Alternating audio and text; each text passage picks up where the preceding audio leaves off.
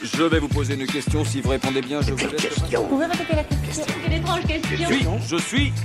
La télé en question.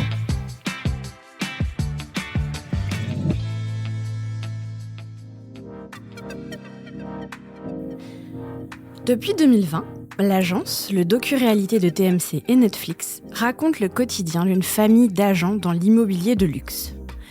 Le programme revient avec une 5e saison diffusée sur TMC depuis le 5 décembre 2024.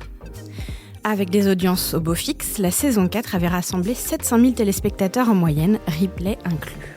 Villa au bord du lac de Caume, maison d'exception en plein Montmartre ou château majestueux en Charente, les visites ne manquent pas de surprises.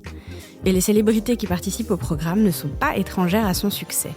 Ainsi, les téléspectateurs découvrent cette saison les recherches de Tony Parker, de l'artiste contemporain Mr. Brainwash, mais aussi les apparitions du chef Jean Imbert ou encore du cuisinier Denis Imbrosi, tous deux révélés par Top Chef. À mi-chemin entre le documentaire et la télé-réalité, l'agence a compris depuis longtemps que son principal atout n'était pas ses luxueuses demeures, mais bien sa fratrie de 4 garçons, Martin, Valentin, Louis et Raphaël, pleins d'ambition. De fait, au fil des saisons, la partie télé-réalité a parfois pris le pas sur l'immobilier. On assiste ainsi aux grandes réunions familiales, aux anniversaires surprises, mais aussi aux repas dominicaux, ou même aux disputes entre les 2 aînés ou entre le père Olivier et ses fils. Sandrine, la mère, calme le jeu et la grand-mère Majo, elle, réunit tous les membres du clan autour d'elle. Valentin à New York, Louis à Barcelone ou encore les parents Olivier et Sandrine au Brésil. Dans la saison dernière, les Kretz partaient à la conquête du monde pour développer l'agence. Et les occasions de vendre des biens ne manquent pas. Affichés en euros, les montants des luxueuses propriétés que proposent les Kretz alignent les zéros. Si les prix frais d'agence compris semblent exorbitants, combien la famille gagne vraiment sur chaque vente? De quel montant est la commission que touche la famille? Martin Kretz, l'aîné, nous confiait en 2022.